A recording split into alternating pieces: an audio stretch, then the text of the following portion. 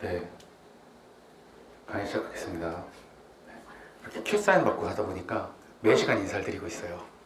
여러분, 저희 인사를 2번 더 받을 겁니다. 네, 뭐 얘기하려다가 이제 강의 찍으면서 해야 된다 그랬지? 네. 경영학을요, 제가 강의를 해드리면요, 솔직히 말씀드립니다. 제 강의 특성은요, 제가 공무원 시장에서 진짜 많이 연락을 받았어요. 그러니까 속된 말로 스카우트를 되게 많이 받았어요. 왠지 아세요? 여기 딱 적합한 사람이래요. 근데 제가 대놓고 말하거든요.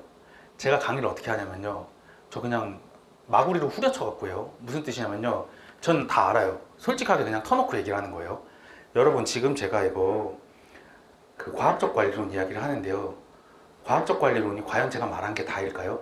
제가 말한 것 중에 약간 뻥도 있고요, 약간 과장도 있고요, 오버하면서 막 그런 것도 있고요. 이유가요, 과학적 관리론만 이만해요, 연구원서가. 근데 그걸 가지고 다 설명하면 사실은 이런데 여기에 반증 이런 게 있고 뭐 실내 이런 게 있고 이러면요, 여러분도 미치고 저도 미치고 여러분은 다음 시간에 아무도 없어질 거예요.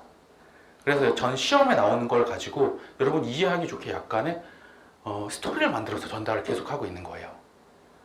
그러다 보니까 이제 약간은 쉬운 경영학이라고 생각을 해요, 사람들이.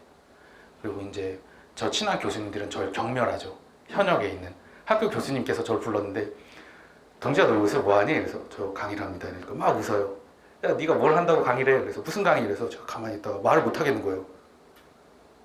그분 이제 인사조직 쪽 하는 분인데, 인사조직도 아니고 인사 쪽에서도 특수화된 이런 부분 하는 분한테 가만히 경영학이요 이랬더니 귀를 의심해요, 그분이. 경영학? 그랬더니 경영학이 뭐야? 경영학이 뭐 우리 하는 뭐 우물쭈물 하니까 또 그럼 인사, 조직, 마케팅 다 가르쳐? 그래서 그랬더니 막 웃으면서 여기 있는 교수님들 다 모아놓고 얘가 뭘 가르치는지 아세요? 그랬더니 마케팅도 하고 인사도 하고 조직도 하고 생산도 하고 다 한대요. 이러니까 엄청 웃더라고요. 그래서 저보고 사기꾼이라고 꺼지라고 다시는 오지 말래요. 네가 경영학을 지금 욕보이고 있다고. 그래서 저는 이제 학문이라고 안 해요. 전 여러분한테 상식만 말씀드리는 거고, 시험을 맞추려면요 후려쳐서 해야 되거든요. 그러다 보니까 여러분이 듣다 보면요, 여러분이 한 분야를, 특정 분야를 되게 잘 알고 계신 분이 있어요. 예를 들면은 이게 들어보시면 아시겠지만 그 인사 쪽 가면요 심리학 쪽이 막 나와요. 메슬로우 이런 거 하면요 교육학 하신 분들이 갑자기 저한테 와요. 전 공포에 사로잡힙니다. 자기 메슬로우 전공했대요. 석사래. 선생님이 말씀하신 부분이 약간 오류가 있습니다 이래요. 오지 마세요. 저도 알아요. 근데 시험에 그 오류가 안 나와요. 거기까지가. 그 이상이 나와버리면 어차피 아무도 못 풉니다. 말씀드리고 싶은 거는 이 정도까지 알아도 문제를 다 맞출 수 있을 때까지 해드리는 거예요. 가장 쉽게 다 끊어서. 근데 이제 그런 미친 짓을 하는 강사가 많지가 않아요. 그러다 보니까 연락이 많이 왔습니다. 그래서 제가 말씀드리면은 믿고 가세요. 네. 재무관리도 그렇게 합니다.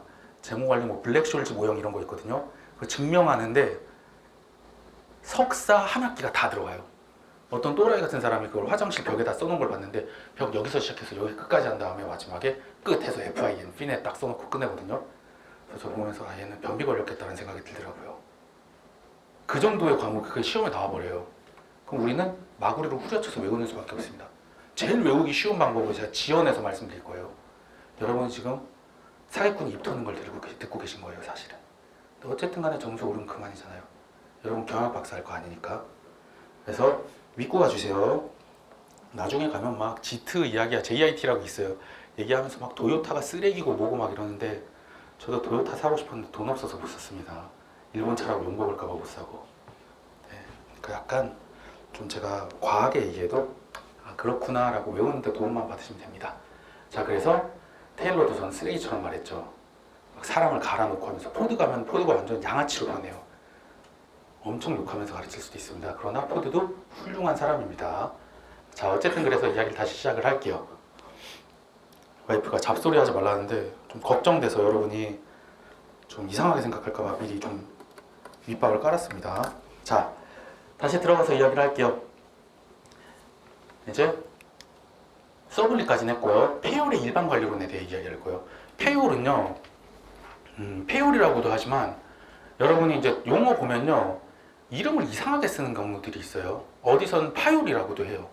페이올이라고도 하고 파요리라고도 하고 뭐 발음 나는 대로도 하고 표준 국어 사전에 나오고 표준 국어 그 표기법으로 하고 하니까 여러분 헷갈리면 안 돼요. 파요리 페요리고 페요리 파요리입니다. 앙리 파요리라고 하거든요.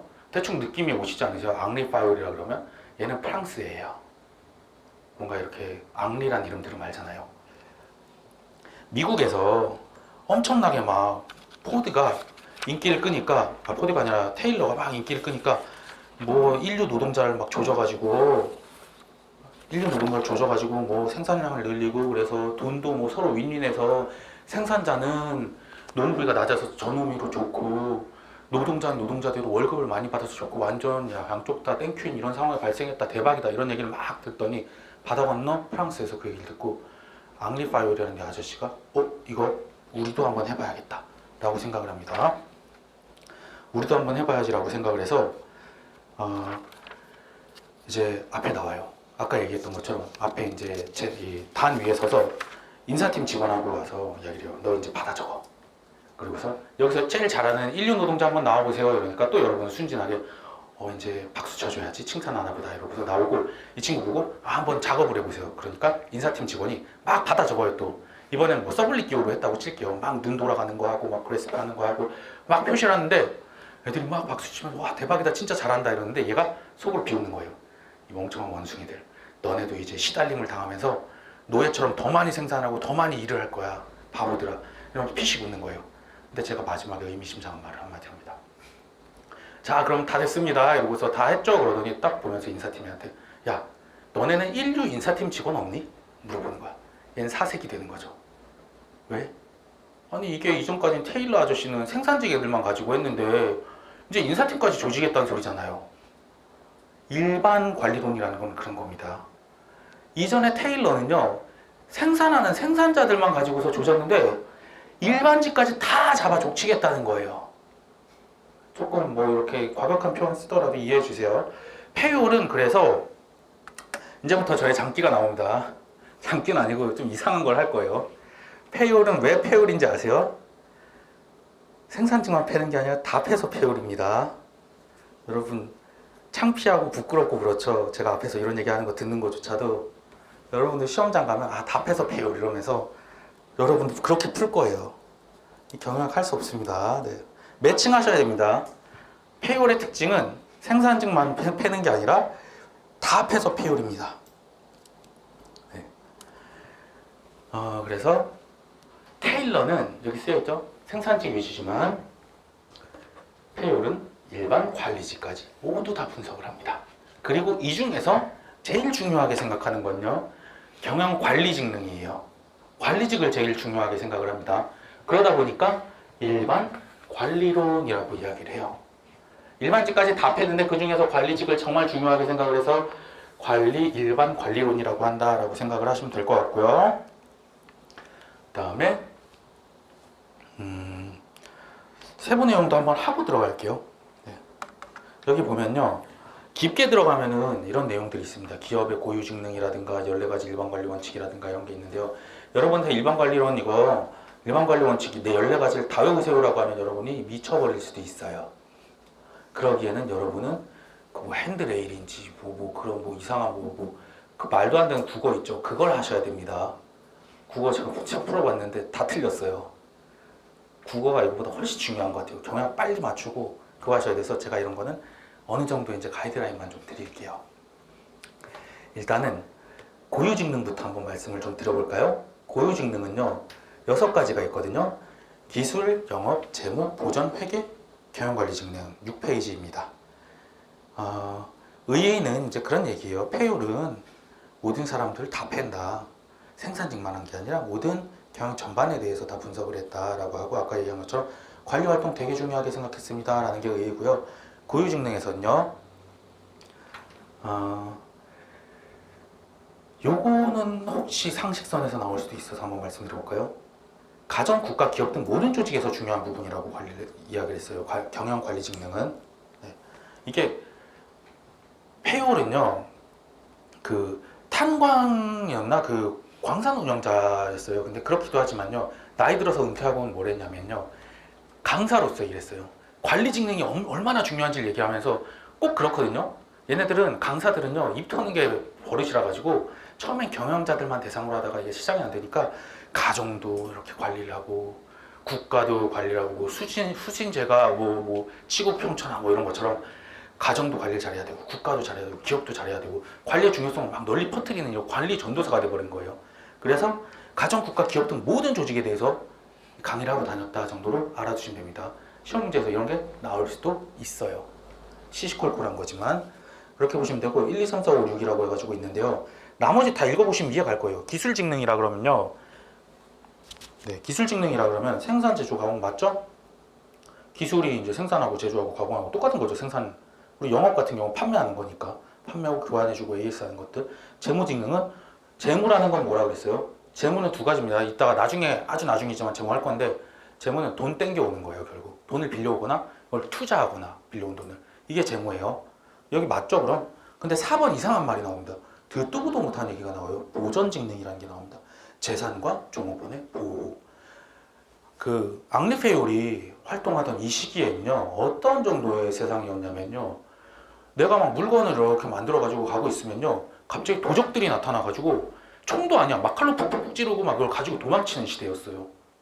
이땐 그 국가가 우리나라 지금 이 시대처럼 이렇게 막 엄청나게 치안이 발달되고 이러지 않다 보니까 회사에서의 가장 큰 복지는요 나와 우리 가족을 지켜주는 거예요. 종업원을. 그래서 보전직능이란 희한한 게 들어가 있습니다. 나머지는 이해가 가는데 보전직능은 아예 개념을 못 잡으시더라고요. 이땐 너무 험한 시대라서 재산과 종업원을 보호합니다. 요새 갑자기 보전직능이 막 뜨기 시작해요. 왠지 아세요? 저도 그거 하고 나니까 되게 직원들이 좋아하더라고요. 저도 사무실을 조그맣게 운영하는데 마스크를 저희는 구비를 막 해놨어요. 나는 보전직능입니다. 사실 직원이 사는 것보다 제가 사는 거죠. 전 코로나 걸리기 싫거든요. 보전직능이 뜨고 있어요. 막 마스크를 쓰는데 복지가 돼버렸어. 재산과 종업원의 보호입니다. 그리고 회계직능은 재고를 관리하는 거예요. 조금 뉘앙스가 다르긴 하죠. 요새 회계는 회계 처리해서 막 재무제표 만들고 하는 건데 이 당시에 이제 재고 관리인데 뭐 이건 그렇다 치고 제일 중요한 건 여기서 우리가 눈에 담아둘 건 보전직능이라는 게 좀 특이한 게 있다 정도. 그리고 경영관리직능은요. 경영관리 직능이 중요하다기보다는요. 여기 나온 이 용어가 중요합니다. 경영관리를 어떻게 하는지 관리에 대한 건데요. 이거 시험에 나왔어요. 이거 이번 시험에 나왔었거든요. 근데 그냥 다 필요 없습니다. 그냥 이거는 모든 어디서든 간에 이 관리는요. 이 페율의 이론을 가지고 이야기를 하는 게 아니라요. 저도 이제 문제를 완전히 보지 못해서 모르겠지만 관리에 있어서는 이 플랜을 그대로 따라가요. 일반적으로. 왜냐면 이게 당연한 상식이거든요. 처음에는 계획을 짭니다. 우리가. 계획을 짜고 나면요. 거기에 맞춰서 조직을 하겠죠. 뭔가 이렇게 대응을 할 수 있는 구성원을 뭔가 조직을 하거나 대응팀을 조직을 하거나 뭔가 조직을 하고 그리고 나서 그 조직을 지휘를 해서 명령을 내리겠죠. 여기 명령이라고 그랬는데요. 지휘란 말이 더 많이 쓰입니다. 그리고 나서 지휘를 한 다음에 결과에 따라서 또 이걸 조직을 해요. 다시 조정을 해요. 아니면 계속 한 번 한 대로 계속 밀어붙이면 그게 무슨 고집이야. 실수가 있잖아. 실수가 있으면 그걸 좀 조정을 하겠죠. 조정을 하고 나면 이 조정한 거에서 틀어지지 않도록 통제를 하는 거예요. 통제라는 건 컨트롤하는 겁니다. 벗어나지 않게. 그래서 계획, 조직화, 조직, 지휘, 조정, 통제인데요. 안 외워진단 말이야, 잘. 그래서 그냥 앞자를 가지고 갑니다. 우리는 계조, 지, 조, 통. 네. 착착 붙죠? 계획, 조직화, 지휘, 조정, 통제. 계조, 지, 조, 통으로 그냥 외우세요. 네. 앞자 만든 이유는 다 이유가 있습니다. 시험에 이게 그냥 떡하니 나와요, 정답으로. 그리고 이거랑 비슷하게 항상 자주 나오는 게 있어요. 자주 나온다기보다 이것처럼 세트로 우리가 생각해야 되는 게 있어요. 이것도 그냥 영어 단어만 알아도 됩니다. PDCA라는 놈이 있습니다. PDCA 사이클이니 뭐니 하면서 막 이야기를 하거든요. 플랜, 계획을 짜죠. 그 다음에 해요. 일을 합니다. 일을 한 다음에 어떡하죠? 잘 됐는지 항상 모든 경영학 프로세스는요. 그냥 논리에서 나온 거예요. 이걸 일을 하고 나면 잘 됐는지 안 됐는지 체크를 해야 될 거 아니에요. CH, ECK 체크. 그 다음 거기 반응을 해서 다시 고쳐야겠죠? 플랜 투 체크 액트예요. PDCA. 그래서 이렇게 한 다음에 다시 PDCA 하는 PDCA 사이클이라고 그래요. 이거는 뭐 이런 데에서도 갖다 붙일 수 있고 저런 데에서도 갖다 붙일 수 있고 경영학이라는 건요 웃긴 게 마케팅 쪽에서 막 나오죠? 그럼 이거 되게 좋아 보이죠? 그냥 교수실이 한 곳에 있어요. 그럼 막 뭘 하고 있으면 이거 되게 좋아 보인다 이러면은 생산관리 쪽에서 이거 가지고 와야지 이러고 막 가지고 와요. 베껴 와요. 이걸 차용해서. 그럼 여기서 되게 좋아 보이면 또 저기서 가지고 와고. 그런 거 되게 많습니다. 심지어 막 생물학에서 가지고 오기도 해요. 여기 뒤에 보면 시스템 이론이라는 게 있거든요. 그건 또 생물학에서 베껴옵니다. 경영학은 복제의 학문입니다. 조금 이렇게 얘기하면은 교수님들이 삐질 수도 있는데 복제의 학문이라고 저는 이야기를 해요. 네. 유드리가 있다고 그냥 좋게 표현하면 생각하면 되겠죠.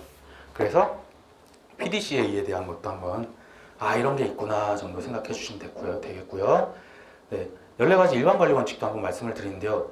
다 외우는 거 힘듭니다. 이것도 전부 다 하신 다음에 마지막에 이제 하실 수 있으면 외워주시면 되는데, 그래도 이거 외우시면 좋긴 한데 조금 후순이에요. 약간. 그래도 여러분이 문제가 나왔을 때 최소한 대응을 할 수 있기 위해서는 이 정도 알아두시면 돼요.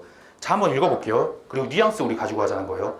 분업합니다. 일단 당연하겠죠. 경영관리 잘하려면 분업해야 되고요. 권한과 책임이 있어야 돼요. 분업을 하면 당연하죠. 그리고 규칙도 있어야 되고요. 명령 일원화의 원칙이라는 게 있어요. 명령을 하는 데는요, 한 사람 상사로만 받아야 돼요. 여러 군데에서 받으면 혼란스럽다는 겁니다. 그리고 지휘 통일은 한 가지 똑같은 내용이라고 보면 돼요. 단일한 상사한테 지휘해야 돼요. 1대1 매칭을 되게 중요하게 생각을 합니다. 그리고 6번 보면요, 요즘 같은 때는 전혀 이해할 수 없는 얘기가 나와요. 개별 이익이 전체 이익의 종속이라고 하는데 뭐냐면요, 조직의 이익이 개인의 이익에 조직의 이익이 개인의 이익에 우선한다는 거예요.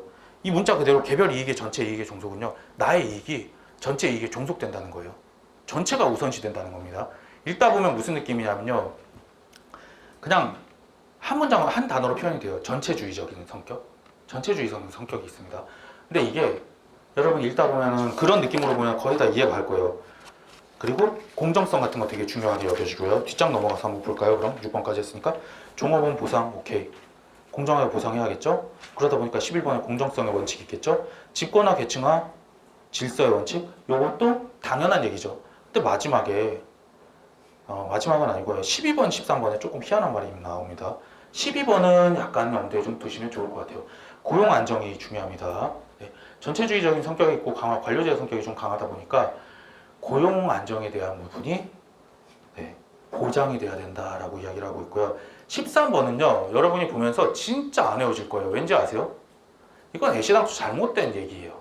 13번은 아니 무슨 전체주의적인 얘기를 하고 뭐 개인의 뭐 이런 이익이 개인보다 조직이 우선되고 뭐 이런 얘기를 하다 말고 창의성이 있어야 돼. 그러면 나한테 뭘 바라는 거야? 내가 막 창의적으로 조직의 뭐 이익을 위해서 그렇게 희생을 하라는 건데 말이 안 되잖아요. 그 말이 안 되는 게 맞아요. 이 이론은 그래서 후대에 겁나게 까여요. 이게 말이 되냐? 자율성과 창의성이 라고 우리가 그렇게 생각하는 게 아니라 교수님들이 그래요. 이건 말이 안 되는데? 라고. 그래서 심지어 어떤 이 경영에 대한 전반을 막 써놓은 뭐 동경대 교수님 교재를 보면요, 이건 말이 안 된다. 그냥 써놔요. 막. 우리가 이상한 게 아닙니다. 네, 완벽하다고 생각돼도 이런 파이어 같은 사람도 실수를 합니다. 그렇지만 우리는 외워야 되죠. 그리고 눈에 튀니까 시험에 나올 가능성도 있긴 하겠죠. 그래서 고용 안정하고 자율권 창의성은 한번 기억해 두세요. 진짜 이상한데 갑자기 뜬금없이 전체주의적 성향 플러스 창의성 요구, 요게 전체 이제 그 기조라고 보시면 됩니다. 14가지에. 네. 그리고 이 관리 원칙을 실현하기 위해서는 그럼 어떻게 하느냐? 이것도 프로세스대로 가면 돼요. 처음에 연구를 하고요. 연구한 걸 가지고 실행을 합니다. 지금 양거로 4번 하고 있어요. 실행을 하고 나면 이걸 보고를 하죠. 보고를 하면 어떻게 하죠? 그 보고 받은 거 가지고 토의를 하겠죠. 토론을 합니다. 왜 이런 결과가 나왔지라고? 회의에 대한 토의라고요. 1, 2, 3, 4번이 있고요. 그거를 전체를 아우르는 게 조직이 있어야겠죠. 이런 걸 효율적으로 하기 위해서. 그래서 얘기했듯이 연구를 하고요. 그리고 사전 준비라는 실행 계획이 있고요. 실행을 하고요. 그 다음에 보고를 하고요. 토의를 하고요. 이 전체 과정에서 효율적으로 움직이기 위해서 조직화가 되어 있어야 돼서 조직도라는 게 있습니다. 이 정도로 좀 보시면 될 것 같고요. 제가 근데 PPT 쪽에서는 싹 다 뺐죠. 좀 방어적으로 생각을 해서 제가 넣은 거고요. 일단 페어리에 나온다면 무조건 아셔야 될 건 이거 두 개는 무조건 아셔야 됩니다. 일단 이거 두 개는 기본으로 찍고 넘어갈 거예요. 그래서 알아두시면 될 것 같고요. 그리고 이제 교재 나오면 아시겠지만 교재가 되게 얇습니다. 여러분 생각보다 되게 얇기 때문에 교재에 있는 건 어지간하면 다 알아두셔야 된다라고 생각하시면 될 것 같아요. 진짜 얇아요. 네. 그렇게 보시면 될 것 같고 이제 코드로 넘어가서 얘기를 조금 해볼게요. 이걸 뭔지 아세요? 여기 이제 여러분도 이제 교재 저기 있으니까 PPT 이제 내용이 있으니까 보시면 아시겠죠? 비행기입니다. 비행기인데 비행기가 한 대부터 셋 대도 이렇게 쫙 밑도 끝도 없이 있어요. 비행기가 쫙 있고 여기 보면은 이렇게 레일이 쭉 두 개가 붙어 있죠. 이게 뭐냐면요, 컨베이어 벨트 라인 같은 거라고 생각하시면 돼요. 네. 2차 세계대전 이제 여기 밀덕이 있으시면 또 이 밀덕분들 쉬는 시간에 막 와갖고 저한테 사실 그게 아니라요 막 이러는데 그러지 마세요. 네. 무서워요. 저는 덕후들이 있을까봐. 2차 세계대전에서 그 미국이 이겼잖아요. 어쨌든 독일한테. 미국이 독일한테 이길 수 있었던 큰 원인들이 뭐 여러 가지가 있어요. 여러 가지가 있는데 그 중에 가장 큰 원인 중 하나가 뭔지 아세요? 물량 공세에서 완전히 박살났습니다. 독일이. 근데 그 이유가 뭐였냐? 이 컨베이어 벨트 시스템이었어요. 미국에서도 뭐 다 군인들 이제 참전하고 했겠죠. 남자들 별로 없습니다. 남자들이 별로 없는데 뭐 독일도 마찬가지고. 근데 미국에서 물량 공세가 가능했어요. 왜냐? 어머님들만 남아있어요. 어머님들만 남아있고, 이제 좀 젊은 여성분들도 뭐 간호장교나 간호사나 뭐 이런 식으로 해서 다 나가고 뭐 이러니까 대부분의 경우에 이제 나이가 좀 많으신 분들이나 이런 아기를 키우는 어머님들이나 뭐 이런 분들만 남아 계신데 갑자기 뭐 그런 게 나와요. 공고가 딱 뜨면서 뭔지 정체는 모르지만 돈을 많이 벌 수 있는 직업이 있습니다. 이러면서 딱 와요. 뭐지? 그래서 할 일도 없고 남편하고 이제 바가지 긁고 싸울 일도 없고 하니까 너무 인생이 무료하고 심심한데 옆집 어머니가 오셔서 철수 엄마가 와서 또리 엄마 돈 되게 많이 주는 게 있대. 우리 한판 땡기러 가자. 다 같이 버스를 타고 갔어. 저기 건너 마을에 있다 그래서 갔더니 뭐 하는지 잘 몰라. 우리는 갔는데 갑자기 이거 사장님이 나올 줄 알았는데 군인 아저씨가 하나 나오더니 이거 우리 좀 일 좀 같이 하시자고. 위험한 것도 아니고 뭐 그런 거 아니라고 그러더니 막 이야기하면서 한 분씩 막 얘기를 하는 거예요. 어머님은 여기서 와서 이렇게 어머님 이거 손가락 힘이 좋으시니까 스프레이 뿌리시면 된다고. 여기 가만히 있어서 다른 거 하실 필요 없다고. 여기 뭔가 올 거라고. 뭐가 이렇게 동그랗게 생긴 거 오면은 녹색 스프레이 가지고 그냥 칙칙칙칙칙칙 3번 칙칙칙 마지막에는 이제 좀 길게. 그러니까 이 어머니는 이게 전문가가 된 거야. 칙칙칙칙칙 하면서 계속해. 그 누구도 이걸 따라할 수가 없어. 왜냐면 하루에 이거를 한 수천 번씩 하거든. 그러니까 이게 스프레이 뿌리는 거 전문가가 되고, 그리고 또 딴 어머님은 분유를 잘 탄대. 자기는 2스푼 반이 정확하대. 그러니까 이제 또 그 군인 아저씨가 그러면 여기 오셔서 분유랑 비슷하게 생긴 게 있는데 이거 검은색 가루예요. 2스푼 정확히 2스푼 반이에요. 2스푼 반 딱 맞춰서 넣어주시면 돼요. 2스푼 반, 2스푼 반, 둘반을 계속 하는 거예요. 둘반을 계속 하기 시작합니다. 그리고 다른 사람한테는 어머님은 그러면은 여기 앉아서 다 이제 만들어진 게 오면 요 핀만 뽁뽁뽁 계속 꼽으면 돼요. 그 어머님은 다른 거 안 해요. 오면은 딱 받아서 뽁뽁뽁뽁 이거만 계속 해줍니다. 그러고 나서 나왔는데 뭐가 뭔지 모르겠어요. 내가 난생 처음 보는 게 왔어. 근데 그게 바다 건너로 쭉 넘어갑니다. 뭔지 아세요? 수류탄이야. 어머님은 아무 생각 없이 녹색 스프레이만 칙칙칙 뿌리고 그 맨 마지막에 있는 어머님은 수류탄 그냥 안전핀만 계속 꽂고 있는 거고 처음에 있는 분은 화약을 계속 넣고 있는 거야. 난 뭐 하는지도 몰라. 이게 뭐 만들어지는 건지도 모르는데 계속 이 짓만 하니까 여러분 이게 얼마나 효율적인지 아세요? 어릴 때 그런 거 하지 않았어요? 내 이름 써오기. 여러분 너무 어릴 때라서 기억이 안 날 수도 있는데 저는 그걸 너무 싫어했거든요. 그래서 김동주 써오세요 이러면은 힘들어 죽겠어. 김동주. 지금 너무 싫어서 글씨도 개판이잖아요. 김동주. 이걸 막 500번 써오래. 왜 난 그런 걸 시키는지 모르겠어. 한 번 쓰면 계속 쓸 수 있는 거 아니야? 그래서 나중에 어떻게 하냐? 다다다다다다 이거 있죠. 다다다다다다 이렇게 하면 김 나오잖아. 하나 둘 셋 넷 다 6개 나왔네. 이거예요. 같은 행동을 계속하죠. 훨씬 빠르게 할 수 있습니다. 막 이걸 뭐 만들어가지고 뭐 2스푼 반을 넣고 칙칙칙 하는데 그럼 칙칙칙을 막 하는데 이 흐름이 끊긴단 말이야. 그럼 어떤 때 칙칙 할 수도 있고 3스푼 가가지고 나중에 막 뭐 던지기 전에 터질 수도 있는 거고 수류탄이 엉망이 된단 말이에요. 근데 이 사람들은 각자 하던 일만 계속하니까 완결성도 너무 좋고 최고의 제품이 나오는 거야. 효율성이 극대화돼 버리는 겁니다. 거기다가 품질도 너무 좋아지고. 그래서 만들어낸 게 이 시경이 돼버린 거예요. 공장 하나에 이게 몇 대야 도대체. 이걸 혼자서 만든다고 생각을 해보세요. 뚝딱뚝딱 혼자서 사람들이 모여서. 이것도 한 명은 계속 프로펠러만 달고 있는 거고 한 명은 계속 이것만 조립하고 있는 거고 이러니까 내가 전문가가 아니라도 돼. 모듈이 다 쪼개져 있으니까. 정말 전문성 있어야 되는 거는 전문가가 투입되겠죠. 그럴 때만. 이래 놓으니까 전쟁에서 이길 수밖에 없어. 비행기가 날아갔는데 계속 어머님들이 만들고 계신 거야, 비행기를. 절대 이길 수가 없습니다, 독일은. 그래서 아직도 의문이래요, 그게. 왜 독일은 안 했을까? 독일 뭐 자동차나 뭐 이런 거 하면서 명품에 대한 이런 고집 때문인 것인가? 뭐 이러면서 그런 얘기도 있었는데 어찌됐든 간에 이 정도로 컨베이어 벨트 시스템이 대단한 겁니다. 그리고 제가 말했잖아요. 아직도 네이버 쇼핑에서도 컨베이어 벨트 시스템을 팔고 있어요.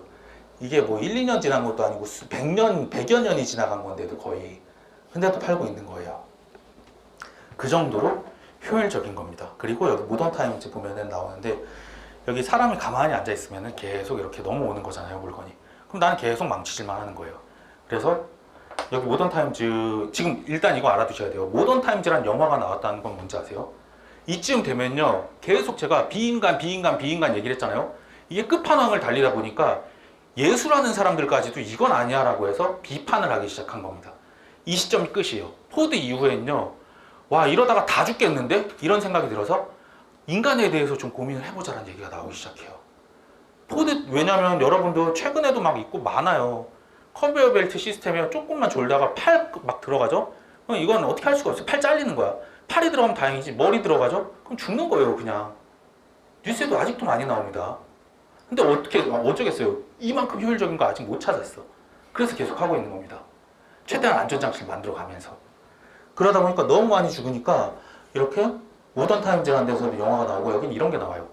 얘가 그 나사 쪽에 있는 일을 계속 하거든요. 나사를 계속 쪼이다 보니까 지금 이 영화 나오면 제가 볼 때는 이거 그 상영 금지걸요. 약간 여성 인권에 대한 것 때문에 나사 쪽에 있는 거 하다가 갑자기 길거리에 있는 이렇게 배에 이렇게 나사가 아니라 그 단추 큰 옷 입고 있는 여자 이렇게 단추를 막 돌려요. 그래서 그거 보면서 저 시대엔 저런 게 통했구나 이 생각을 했는데 개그라고 통했는데 요즘 같은 때 길거리에서 그런 거 싸대기 맞습니다. 근데 어쨌든 간에 이런 식으로 비판을 엄청나게 많이 해요. 극단적인 분업화와 여기 보면은 교재 이제 얘기 나왔으니까 한번 말씀드릴게요. 8페이지에 양거래 1번 컨베이어 시스템 이동 조리법의 등장이라고 하는데요. 용어도 하나 알아두세요. 이동 조리법이라고 부릅니다. 이동을 해오면 내가 조립만 하면 되는 거라서 이동 조리법이라고 해요. 컨베이어 벨트 시스템 잔뜩 공부해놓고 이동 조리법이라는 단어 나오면은 그냥 날아가는 경우가 있어요. 처음 보는데 이러면서 용어가 별의별 용어로 다 바뀌어서 나오거든요. 사람 이름도 막 바뀌어서 나오지만 조심하세요. 네. 그래서 이건요, 마지막 줄에 보면 이렇게 나오죠. 극단적인 분업화와 이동의 최소 활동에서 생산량을 극적으로 향상시킵니다. 불필요한 행동을 다 빼버리는 거예요. 그리고 이걸 통해서 뭘 하죠? 밑줄 하나만 치고 갈게요. 양거래 이번에 굵은 글씨에서 저가격 고임금을 실현을 해버립니다. 저가격 고임금을 실현하고요. 그리고 혹시나 몰라서 제가 이제 완전 어깨에 뽕이 잔뜩 들어와서 마탱이가 갑니다. 포디즘이라 그래서 난 봉사를 하고 있다 그래요. 여기 보면 맨 밑에 보면 있어요. 일종의 사회에 대한 봉사. 포디즘이라고 표현을 해버립니다. 왜냐하면요, 이 당시에는요, 얘가 포드는 헨리 포드가 자동차 왕이라고 불러요. 왜 자동차 왕이라고 부르겠어요? 이 컨베이어 벨트 시스템이 나오니까 옛날에는요, 우리나라로 치면은 고종 황제나 이런 사람들이나 막 하나 탈까 말까 뭐 이런 거였어요. 막 나라를 팔아먹고 뭐 이완용이나 탈 수 있나 뭐 이런 느낌? 그랬는데 이 개나 소나 다 타게 돼버린 거예요. 얘가 이렇게 해버리니까 포드가. 그래서 야, 너네들 원래는 자동차 이거 언감생심 꿈도 못 꾸던 건데 내가 이렇게 미친 듯이 많이 만들어서 이걸 너네한테 퍼뜨린 거야. 나는 너네한테 물건을 판 게 아니야. 너네 이거 웬만해서 이 가격에 못 사. 나는 이건 사회에 대한 봉사야. 라고 해서 어깨에 뽕이 잔뜩 들어가서 레이니즘도 아니고 이걸 갖다 포디즘이라고 혼자서 이름을 붙여버립니다. 그리고 혼자 막 떠들어요. 뭐라고 떠드냐? 3S라 그래요. 아, 나는 3S란 걸 통해서 했대. 난 잘 모르겠어요. 3S를 통해서 했는지 이게 대박이 터지니까 3S를 만들었는지. 저는 후자일 것 같거든요. 항상 성공하고 나면 이론을 만듭니다. 대부분은. 그래서 표준화, 단순화, 전문화인데요. 영어가 3S가 영어다 보니까 이제 스탠다라이제이션이랑 뭐 심플리피케이션이랑 뭐 이런 건데 우리가 그렇게 막 명사로 외울 필요 없잖아요. 그래서 스탠다드라고 할게요. 스탠다드 표준화 시키죠. 제품을 표준화 시켜야 돼요. 그리고 업무도 표준화 시켜야 되고요. 그래야지 일을 계속 수월하게 할 수가 있잖아요. 같은 일을 계속 반복을 해야 되니까. 그리고 최대한 단순하게 해야 됩니다. 어머님께 이야기를 할 때 칙칙칙 뿌린 다음에 칙칙칙 뿌리고 이것도 해주고 저것도 해주세요 이러면은 결국 이 어머님은 힘들단 말이에요. 최대한 단순하게 일을 쪼개드려야 돼요. 그래야 더 빨리 할 수 있잖아. 그래서 단순화되고요. 그리고 전문화돼야 됩니다. 전문가예요. 칙칙칙 칙칙칙 계속 이것만 하는 거야. 한 10년간 이걸 하면 얼마나 달인이 되겠어요. 그래서 표준화, 단순화, 전문화고요. 스탠다드, 심플, 스페셜 이렇게 해서 전문화까지 3S를 외워주셔야 됩니다. 이거는 무조건. 그리고 포디즘 얘기했죠. 포드라는 사람이 어깨에 뽕이 잔뜩 들어가서 사람이 죽어나가건 말건 너네들은 자동차를 엄청나게 싸게 타고 있으니까 나는 사회에 대해서 봉사를 하고 있는 거야 라고 이야기를 하고요. 근데 봉사하고 있다고 본인은 뽕에 막 취해가지고 얘기를 하고 있지만 한쪽에서는 너 때문에 사람이 얼마나 죽어나가고 있는지 아냐라고 해서 엄청나게 까는 여론이 등장을 하기 시작합니다. 그래서 영화쟁이들까지 까기 시작하고요. 네. 그 이후에 드디어 그 전에 이야기할게요. 동시관리 이야기 안 했네. 네. 그리고 요거는 꼭 알아두세요. 이렇게 하면은 어떤 게 되냐면요. 컨베이어 벨트 시스템을 제가 안 그렸는데 탱크 바퀴처럼 이렇게 생겼어요. 네. 이렇게 돼서 여기 사람이 서 있어요. 여기 사람이 서 있어요. 그냥 여기 있는 그림 있죠? 그림 그대로 제가 그린 거예요. 그림이 아니라 그 사진 그대로. 모던 타임즈에도 이렇게 있잖아요. 사람들 3명 서 있네 여기도. 그럼 물건이 윙 하고 가면은 얘가 여기 페인트 칠 따다닥 하면은 얘는 망치질 3번 빠바방 빠바방 빠바방 하고 얘는 그러면은 포장지 리본 계속 붙이고 이런 식으로 하는 거예요. 이게 컨베이어 벨트 시스템이고요. 이러다 보니까 얘도 관리 한 번에 다 해야죠. 왜냐? 물건이 얘가 움직이면 얘도 움직이고 동시에 얘도 움직이고 얘도 움직이잖아요. 여기 있는 물건들이. 얘가 여기 가면 여긴 얘로 가고 여기 있는 건 얘로 가고 같은 일을 하니까. 그러다 보니까 동시에 관리를 들어가야 되는 거예요. 얘네들은. 그래서 9페이지에 조금 길게 써놨죠. 여기는 제목만 써놨는데 모든 작업이 동시에 관리가 가능해지고 동시에 관리를 해야 되는 동시관리 시스템이 생겨납니다. 그래서 동시관리라는 개념이 나온다라는 것 정도 알아두세요. 네, 이야기 듣고 나면은 아는데 모르면은 동시관리가 뭐지? 이러고 넘어가는 수가 있어요. 그래서 이 정도로 알아두시면 되고요. 그 다음에 OX 체크라든가 이 부분은 일단은 강의 설명을 한 다음에 마지막 즈음에 한번 풀어볼게요. 네. 집에 가시기 전에 한번 정리를 한 다음 풀어보시면 될 것 같고요. 다음으로 넘어가서 이제 포드의 생산 증대 시대 이후에 대해서 이야기를 좀 해볼까 해요. 포드는요, 이제 어느 정도 아시겠죠? 포드가 자기가 이제 이걸 거의 종교 수준으로 포디즘이라고까지 막 강조를 할 정도가 되니까, 그리고 요즘에도 그 포드가 만들어 놓은 컨베이어 벨트 시스템을 쓰고 있는 걸 보니까 이제 끝판왕이야. 이 정도까지 가면 다 되긴 했는데 너무 사람이 죽어나가고 야 얘는 세워놓으면 얘는 일을 안 하면요 막 일이 쌓이는 거야. 얘는 계속 일을 할 수밖에 없어. 안 그러면 계속 와가지고 막 물건이 쌓이니까. 이러니까 사람에 대한 생각은 아무것도 안 하는 거야. 막 사람은 죽어나가고. 그래서 포드의 생산 증대 이후에는요, 와 이거는 진짜 사람을 갈아 넣어서 이거는 차를 만든다. 이게 사람이 차에 녹아 들어가는 거지 이게 사람이 차를 만드는 게 아니야 라고 하면서 반대 움직임이 나오기 시작합니다. 그래서 이 당시에 마침 희한한 실험을 하나 하게 됩니다. 이것도 처음에 사람 갈아 넣으려고 했어요. 호선 공장 실험이라는 게 있는 게요. 이게 원래 목적이 뭐였는지 아세요? 갈 때까지 갔어.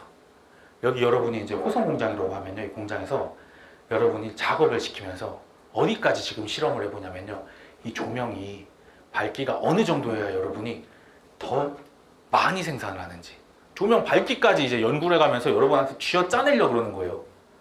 그래서 처음에 이제 여러분을 모집을 했는데요, 미국 전역에서 전국 각지에서 사람들을 다 모았습니다. 조금 전혀 예상치 못한 일이 벌어져요. 이거는 10살 먹은 애들이라도 이건 아닌 것 같아 이상해라고 느끼는 일이 벌어집니다. 막 이제 불을 끄기 시작해요. 불이 좀 줄어드는데 일정 수준 이상 줄어들어서 막 어두워지면은 여러분이 일을 안 해야 되잖아요. 막 잘 못하고 어두워서 못하겠어 이러야 되는데 막 불이 이제 꺼지면 꺼질수록 더 열심히 해. 뭐야 정상이 아니야라고 생각을 하는데 불이 거의 다 꺼졌는데 막 와 이러면서 막 더 열심히 하자 얘들아 막 이러면서 무슨 한석봉이야 얘네가 막 더 열심히 해. 막 뭐 엄마가 떡 써는 것처럼 막 하는 거야. 얘는 미친 것 같다. 왜 이러지? 이상해. 불이 꺼졌는데 더 열심히 해. 이거 아니잖아요. 전혀 예상했던 거라 연구를 이건 해봐야겠다 라고 해서 시작된 게 이제 1차, 2차, 3차, 4차 실험까지 쫙 흘러가는 겁니다. 그리고 최악의 문제가 나와요. 여기서 이것도 이제 예상을 해야 되니까 다른 시험 문제에서 어떤 최악의 문제가 나왔냐, 우리는 항상 최악의 문제를 고려를 해야 돼요. 왜냐, 우리 시험이 가장 최악의 시험이거든. 우리보다 덜 최악인 시험에서 이런 최악의 문제가 나왔습니다라는 걸 알아두셔야 됩니다. 그래서 심지어 이 교재도 바꿨어요. 여기 조립실험이라고 그러잖아요. 제가 2차 실험에서 PPT에 조립실험이라고 돼 있는데 우리 다음으로 미친 시험은 농사 시험입니다. 거기서 난 이 계전기가 뭔지 아직도 잘 모르겠어요. 봐도 전 이과가 아니라서 그런지 로터리라고도 부르고 하는 건데 이 2차 실험은 계전기 실험이었다. 1차 실험은 뭐고 2차 실험 뭐고 3차 실험 뭐고 4차 실험 뭐고 이게 시험에 나온 적이 있었어요. 근데 사실은 이거는 여러분 틀리셔도 뭐 그냥 용납이 사실은 되는 문제라고 봐요. 이건 맞는 분도 운 좋게 기억나서 맞는 거고 푸는 분도 찍어서 맞추는 거죠. 뭐 사실 그렇긴 합니다. 그렇지만 어쨌든 나왔으니까 이제 말씀드려보는 거예요. 계전기 조립 실험이라는 게 있습니다. 그래서 1차에는 조면 밝기 가지고 하고 그 다음에 계전기 조립이라는 걸 하고요. 3차에서는 면접을 한번 봐봐요. 그 다음에 이제 4차는 배선 작업 실험하는데 이게 뭐 보지 말라고 하고 싶은데 시험에 나왔으니까 그냥 그런 게 있구나 정도만 봐주세요. 네. 좀 그래도 뒤쪽에서 외워주세요. 네. 안 나온다고 말씀드리기엔 좀 나와버려서 할 말은 없는데 네. 많이 중요한 부분은 아닌 것 같아요. 여전히 지역적이긴 합니다. 자, 그래서 결론이 더 중요합니다. 1차, 2차, 3차, 4차를 나눠서 보는 게 중요한 게 아니라 어떤 거냐면요. 이런 거예요. 얘네들을 왜 이랬지? 막 분석을 해본 결과 이런 게 있어요. 말 실수를 했어. 얘네를 뽑아올 때 일단 뭐라고 말하는지 아세요? 그냥 조용히 우리 뭐 같이 합시다 이러면 되는데 얘네가 호성공장이라 미국 전역에서 뽑았대는데 미국이 뭐 좀 넓어요. 뭐 우리나라에서 뭐 서울에서 뭐 이렇게 뭐 데리고 오는 수준이 아니야. 막 동생이 저기 미국 서부 쪽에서 이제 뭐 교수를 하고 있어요. 저희. 근데 뉴욕에서 서부 가는데 자동차 여행이랍시고 갔는데 거의 2주 걸렸대나? 한 열흘 걸려서 가는 거예요. 그 먼 길을 그 표본을 이제 좀 제대로 확보하겠다고 다 뽑으면서 할 말이 없잖아요. 왜 근처에서 뽑지 날 데리고 와요? 이러는데 할 말이 없어. 당신이 그렇게 일 잘한다는 소문을 듣고 데리러 왔다고. 그럼 되게 부담스럽잖아요. 제가 여러분한테 이야기해봐요. 여러분한테 일일이 전화해가지고 당신이 그렇게 해도 학생이 그렇게 경영을 잘하는 친구라고 제가 들어서 따로 전화했다고. 여러분 되게 부담스럽잖아요. 막 저랑 눈을 마주치면 막 되게 초롱초롱하게 듣는 것 같아 보이고 막 이렇게 해야 될 것 같고 그런 거예요. 얘네들은 너무 부담스러운 거예요. 얘가 나랑 막 한 400km 떨어진 데서 날 부르면서 네가 일을 잘해서 불렀어. 진짜 좀 뭔가 해야 될 것 같잖아. 월급도 잘 준단 말이야. 실험이니까. 이래놓고 막 하니까 그리고 계속 실험 관찰하는 건데 나를 자꾸 봐 멀리서 사람들이. 내가 일을 잘해서 불러놓고 보는 건가? 막 온갖 상상을 다 하는 거예요. 이런 심리적인 게 작용하니까 불이 막 어두워지는데 또 다 같은 생각을 하고 있는 거예요. 여기 있는 애들이. 말은 안 해도. 그래서 보면서 남들이 막 열심히 하니까 나도 쟤네들이 저렇게 하는데 내가 안 할 수 없지 이러고 계속 하기 시작하는 거야. 불이 더 어두워지는데 얘네가 미쳤나 왜 이래라고 생각하는데 나도 할 말이 없는 거야. 계속해요. 그러니까 생산성이 올라가는 거야. 심리적인 요인이 너무 크게 작용한 거예요. 거기다가 또 다른 게 이제 한번 생깁니다. 갑자기 또 작업이 부진한 애들이 생겨요. 근데 이 덩어리로 부진해. 그래서 왜 저러지라고 봤더니 이제 거기서 이제 좀 깨어난 애들이 있는 거예요. 이제 매트릭스의 빨간 약을 먹은 애들이야. 눈치챘죠. 뭔가 이상해. 자, 생각해보니까 어차피 월급 똑같이 주고 퇴근 시간도 똑같은데 그 일을 덜 한다고? 뭐라 그러는 사람도 없어. 왜냐 관찰하고 있는데 갈굴 필요 없잖아요. 그래서 자기네끼리 무리를 시키기 시작해요. 그래서 비공식적인 집단이 생깁니다. 술 친구들끼리 모여서 야 근데 우리가 왜 이렇게 노예처럼 일하고 있냐? 그냥 대충 하고 그냥 슬렁슬렁 일하고 가갖고 술이나 먹자. 이렇게 비공식적인 집단이 나타나기 시작하면서 업무에 지장을 초래하기도 합니다. 이것도 결국은 돈과 관련 없는 거죠. 사람의 심리라든가 이런 부분에서 영향을 받는 거잖아요. 그래서 이 모든 걸 보면서 돈으로 움직이는 게 아니라 사람의 심리로 움직이는 거구나라는 걸 깨닫게 됩니다. 그게 이제 여기 길게 써놓은 호송공장 실험 양가로 이번에 나오는 이런 얘기들이에요. 그래서 여기 보면은 하나, 둘, 셋, 넷, 다섯째 줄에 그 결과라고 나오는 거 있죠? 요 얘기예요. 실험에 선택받았다는 만족감도 있고요. 본인들이 관찰 대상이라든지 이런 심리적 요인으로 더 열심히 하기도 하고요.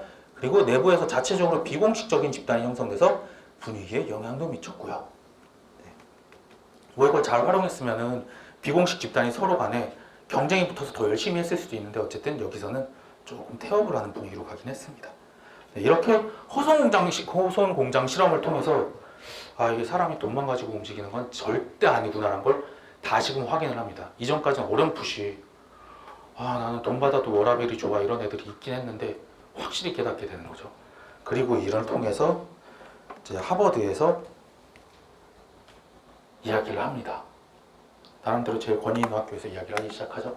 메이와 레슬리스버거라는 사람들이 인간관계론이란 걸 통해서 인간에 대해서 이야기를 합니다. 인간은 금전적인 요인으로만 움직이는 게 아니야. 심리적인 요인이 엄청나게 중요해. 라는 걸 이야기하고요. 그리고 더불어서 행동과학이라는 게 등장을 하게 됩니다. 이 행동과학은요, 사실은 심리적인 부분을 뭐 보자 이런 뜻은 아니고요. 이 행동 자체에 대해서만 따져보자. 이걸 가지고 분석을 해야 된다라는 의미예요. 그래서 여기 보면요. 근로자의 행동 자체를 과학적으로 분석해야 된다라고 이야기를 하고 있어요. 여기 보면 12페이지에 1, 2, 3, 4 네 번째 줄에 나오거든요. 근로자의 행동 자체를 과학적으로 분석해야 합니다라고 나와요. 시험 문제에서 이렇게 나오면 이건 좀 조심하셔야 됩니다. 행동과학은 이때 이걸 통해서 행동과학이라는 이론이 이제 대두되기 시작했는데 행동과학은 인간의 심리적인 부분을 매우 중요시했다라고 하면요. 그렇게 해서 틀린 지문으로 나온 적이 있어요, 문제가. 그래서 또 그렇게까지 묶어서 보기는 좀 힘듭니다. 네. 어쨌든 그래서 그런 게 있었고요. 메이어와 레슬리스버거의 인간관계론이라는 것도 매칭을 해야 돼요. 이 두 사람이 이런 걸 만들었습니다. 라고. 네. 제가 와이프 공무원 좀 시키려고 그랬다는 거 말씀드렸나요? 저는 이제 학원 강의라면요. 그 강의 약간 몰입이 되는 경향이 있어요. 이 자격증 되게 좋은 것 같아 라고 해서 몰입이 되는 경향이 있는데 그래서 와이프한테 자꾸 막 교재를 사다 줘요. 저번에 노무사 교재 갖다 줬다가 와이프가 그냥 친구 주더라고요. 근데 친구가 갑자기 노무사 준비를 해버렸어요. 그래서 이번에 1차 시험 붙고 2차 시험 준비한다고 그래가지고 되게 벙쪘거든요. 그래서 제 강의를 막 평가를 하더라고요. 짜증나게. 저 와이프 친구가. 그러면서 저보고 밝은색 티 입지 말래요. 그래서 까만색 입고 온 거예요. 밝은색 입으면 배 튀어나와 보인다고. 제가 와이프 친구한테 그런 말을 들을 줄이야. 네, 그래서 와이프한테도 공무원 준비하라고 그랬다가 와이프가 그냥 네가 다 하라고 저보고 엄청 욕먹었는데 와이프 얘기한 게 와이프 소개팅으로 만났거든요. 쉑쉑버거에서 만났어요. 강남에 있는 쉑쉑버거에서 만나서 네 망했다. 흐름을 타고 있어야 되는데 웨슬리스 버거를 시켜서 마요네즈에 찍어 먹으면서 인간관계를 만들었다 그래야 되는데 제가 흐름을 놓쳤어요. 너무 창피하다. 네, 외우셔야 됩니다. 네, 웨슬리스가 안 외워져도 어쨌든 햄버거든 뭐든 버거를 외우셔야 돼요. 네, 거기 가시면요. 그 쉑쉑버거 가시면 마요네즈는 아니고 사실 아이스크림에 찍어 먹을 거예요 아마. 아이스크림하고 그 프렌치 프라이랑 해가지고 막 찍어 먹고 그랬었거든요. 어쨌든 그래서 네 웨슬리스 버거라는 햄버거를 마요네즈를 찍어 먹으면서 인간관계를 만든다라고 생각을 하세요. 네, 여러분 욕하고 있는 거 알지만 시험에서 문제가 나오면 마요네즈와 웨슬리스 버거라고 생각을 하면서 인간관계까지 이어나갈 겁니다. 네, 마음껏 욕하시고 문제는 맞춰주세요. 왜냐면 이게 잘 안 외워져요. 뒤에 보시면 더 심합니다. 사람 이름하고 이론 매칭하는 게 계속 나와요. 그리고 실제 시험에서도 계속 나오고 있고요. 그래서 이제 그런 생각이 들어요. 야 이게 무슨 경영학이냐? 무슨 삼국지 어릴 때 했던 것처럼 삼국지에 나오는 뭐 이렇게 장수 이름 대기 하거든요. 뭐 막 장수만 나오는 게 아니야. 막 이제 장수 와이프까지 나와. 막 초선 뭐 누구 막 이러면서 거의 그 경진대회 같아. 사람 이름과 뭐 이론 매칭 대회가 하거든요. 이거 거기서 틀리면 여러분 작살 나는 거예요. 다 외우고 들어갑니다. 사람들은. 그러다 보니까 이런 거 외우셔야 돼요. 창피한 무릎 쓰고 막 무슨 햄버거를 마요네즈에 찍어 먹는 미친 사람이 어딨어.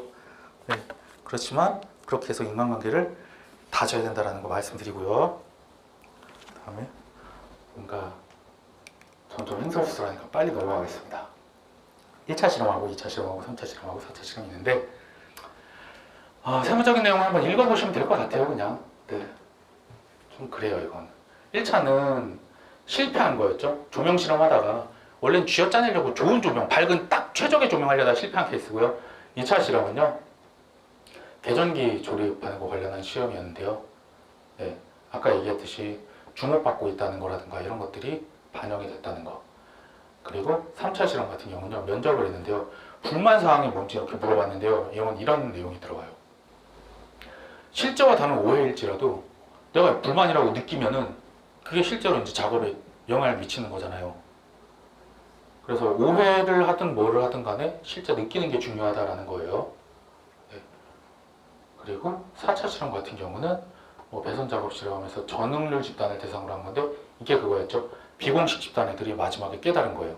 맨 마지막에 왜 다람쥐 쳇바퀴처럼 우리는 노예처럼 일을 하고 있지? 대충 일하고 빨리 마치고 그냥 술이나 마시자 라고 이야기를 하게 됩니다. 그게 마지막이에요.